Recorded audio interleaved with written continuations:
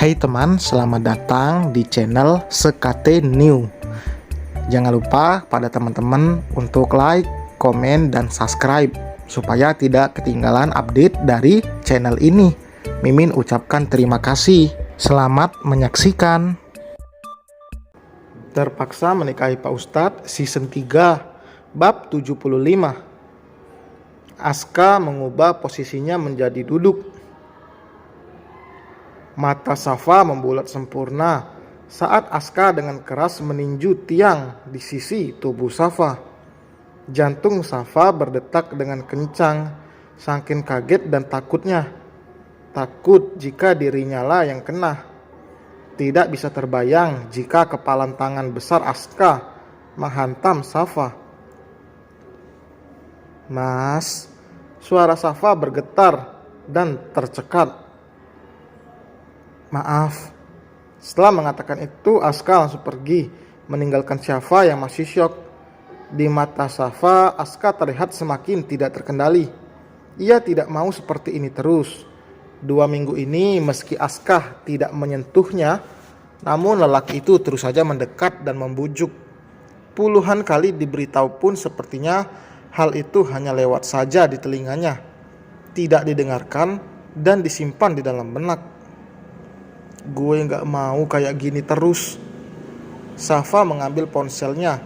Ia kembali dibuat kaget karena panggilan telepon berlangsung pada Rafael. Dengan cepat ia mematikan sambungan telepon itu. Ia menelepon sang ayah, meminta untuk dijemput. Safa tidak ingin merasa di sana karena keselamatannya terancam.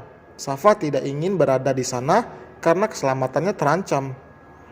Mungkin sekarang Aska masih bisa menahan untuk tidak menyakiti Safa, tapi nanti tidak ada yang bisa menjamin. Setelah menelpon sang ayah, Safa kini masuk ke dalam rumah. Ia melihat Aska yang keluar dari kamar membawa kunci mobil. "Mas, aku mau ke rumah Abi."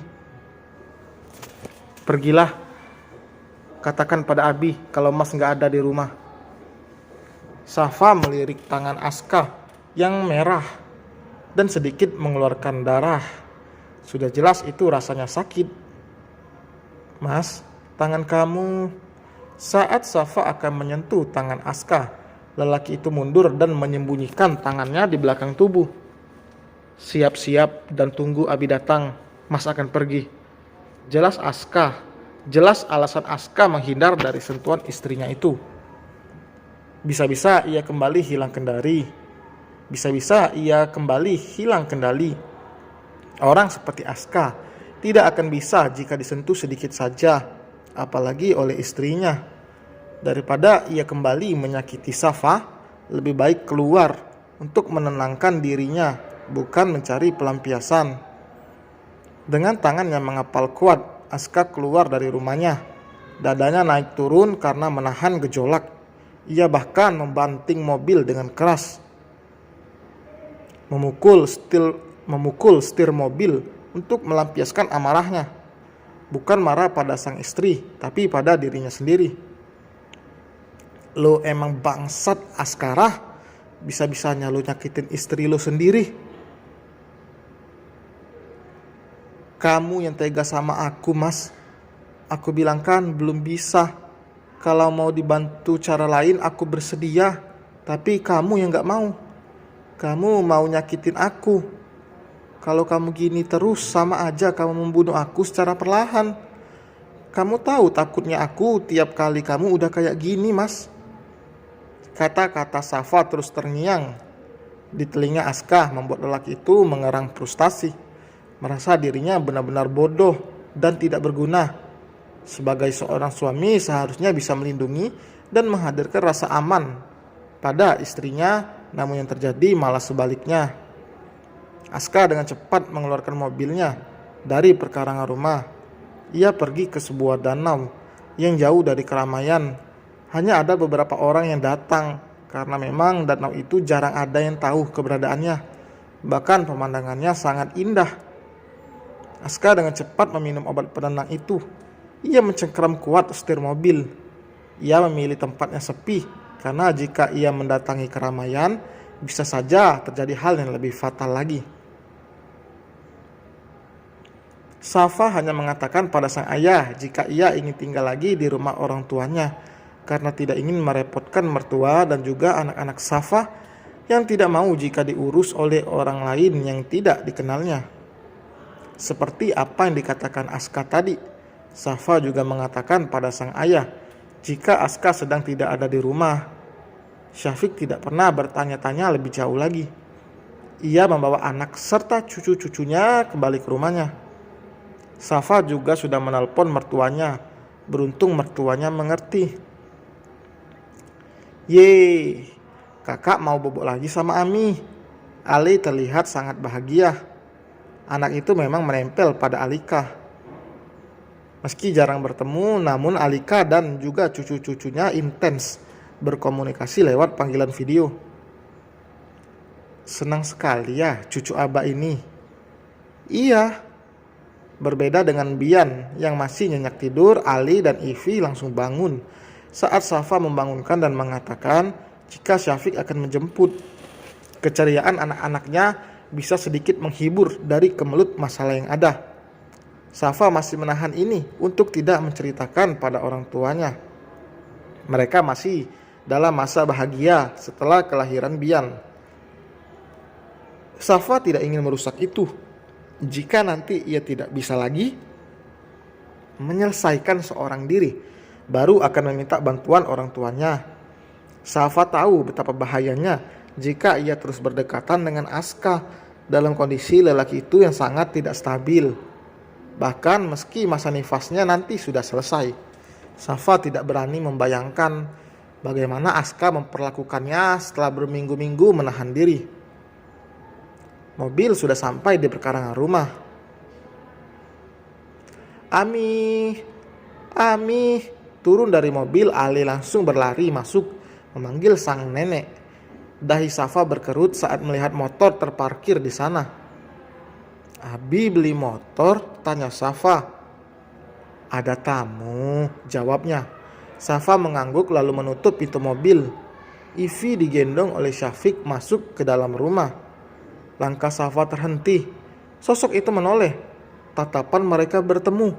Untuk beberapa saat saling terpaku sebelum Safa mengalihkan pandangannya dan masuk ke dalam kamar untuk menidurkan Bian. Maaf ya, kamu jadi nunggu lama. Saya juga baru datang, Pak Ustadz. Syafa masih bisa mendengar pembicaraan Syafiq dan juga Rafael dari dalam kamarnya. Syafiq meminta Rafael untuk datang dan memperlihatkan beberapa data perempuan yang mungkin pas di hati Rafael. Rafael tentu tidak mungkin membiarkan Syafiq datang ke rumahnya. Jadinya ia yang datang ke rumah Syafiq. Setelah Safa memutuskan sambungan telepon itu, Syafiq menghubungi Rafael dan memintanya untuk datang. Gue kira dia kena KDRT, batin Rafael. Setidaknya ia merasa tenang melihat Safa baik-baik saja. Saat mendengar percakapan lewat telepon saja, Rafael merasa khawatir. Bukan apa-apa, ia paling tidak suka melihat seorang istri diperlakukan kasar oleh suaminya. Karena dulu ibunya juga pernah mengalami itu. Duduk dulu dong. Ami kasih dulu minum buat omnya. Suara Alika membuat lamunan Rafael buyar. Sudut bibir lelaki itu melengkung membentuk senyum saat melihat anak sulung Safa bergelayut manja di kaki Alika. Mau makan disuapin Ami, rengeknya. Iya, duduk dulu sama Abah. Ada Ivi aja duduk manis tuh sama Abah. Ujar Alika lalu menaruh gelas berisi teh hangat itu di depan Rafael. Makasih Bu, saya datang ke sini jadi ngerepotin. Enggak ngerepotin kok. Saya tinggal dulu ya. Alika membawa Alip pergi. Namun Ivi masih betah di pangkuan sang nenek. Jangan terlalu buru-buru. Bisa dibicarakan dulu dengan Bu Yuni. Ini boleh saya pulang? Silakan. Kalau ada pertanyaan lagi, jangan sungkan tanya saya. Rafael mengangguk. Ia membuka dan melihat beberapa. Jika soal fisik, para perempuan itu cantik. Karena pada dasarnya semua wanita itu cantik, namun selera orang tetap berbeda. Kakak Al tadi di rumah nggak makan? Tanya Alika sambil menyuapi cucunya dengan ayam goreng. Sedikit, jawabnya. Alika menunggu Alyes selesai mengunyah dan menelan makanannya. Kenapa sedikit? Kakak Al harus banyak makan biar tumbuh kuat dan sehat. Gak mau di sana, Ami maunya di sini sama Ami, tuturnya. Alika mengerti, cucunya memang lebih dekat dengannya daripada dengan besannya. Setelah tadi perasaannya tidak enak, Alika sekarang merasa plong saat Safa dan anak-anaknya kembali. Perasaan dan firasat seorang ibu memang tidak bisa dibohongi. Meskipun Safa tidak mengatakan apapun tadi, tapi Alika bisa merasakan ada yang tidak beres. Sedangkan Safa di kamar duduk terdiam, beberapa kali menghela napas. Tidak lama ponselnya berdering, nama Aska terlihat di sana. Dengan cepat Safa langsung menerima telepon itu. Kamu udah sampai di rumah Abi? Tanya Aska. Suara lelaki itu lebih tenang, jelas karena efek obat yang diminumnya. Udah, Mas pulang aja ke rumah papa maksudnya, tinggal sementara di sana dulu. Mas juga nggak akan lagi tinggal di rumah Abi. Maksudnya apa? Kita mau balik ke Amerika. Sayang, kamu tahu Mas sangat mencintai kamu. Mas nggak mau menyakiti kamu. Mas nggak mau membuat kamu terluka. Mas nggak bisa mengendalikan diri di dekat kamu. Mas takut. Iya Mas, aku tahu. Aku ngerti. Tapi apa yang Mas lakuin udah keterlaluan menurut aku. Mas ke psikolog juga sama sekali nggak ada hasilnya meskipun sedikit. Terdengar Askara menghela napas. Apa sebaiknya kita berpisah?